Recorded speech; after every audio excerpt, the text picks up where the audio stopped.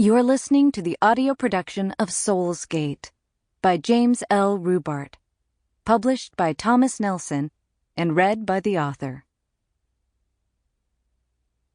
For Hall, for making my dreams come true. Chapter 1. Reece Roth spun at the sound, a dull scrape like log on log. But there was nothing behind him, except a small pile of driftwood, worn white by years of ocean rain and wind. A shadow flitted in the corner of his eye. But as he turned farther to his left, the darkness vanished.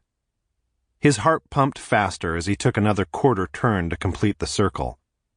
His feet dug into the russet sand, his gaze darting from ground to sky, taking in everything, seeing nothing unusual. Only waves and seagulls, and an endless beach stretching beyond his sight, both north and south.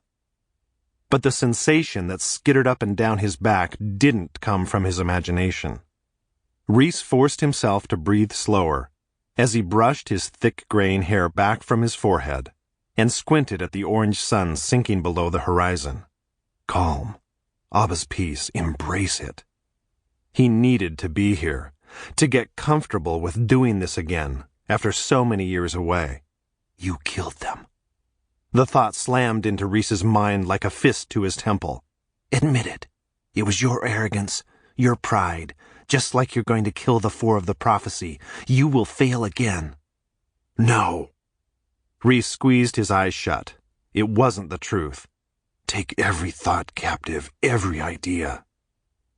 He prayed against the attack, and a few moments later the thoughts melted away. The power inside him was more than enough to counter any kind of assault. Without question, Reece's head knew it was true. If only his heart could believe with the strength it used to. He looked up the beach to his right. 100 yards away, two men in tan pants and white t-shirts seemed to materialize out of the dusk. They strolled toward him, glancing between the waves and the rocky cliffs to their left. A blast of wind shrieked into Reece's ears and kicked sand into his eyes. He slammed his eyes shut and covered his face. When he lowered his hands and opened his eyes, the two men stood 10 feet away, smiling. Reece's heart rate spiked. Good evening, Reece.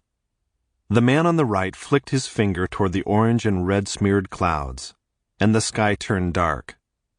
He motioned again, and the thundering waves froze in place as if they'd been doused in liquid nitrogen. Sample complete. Ready to continue?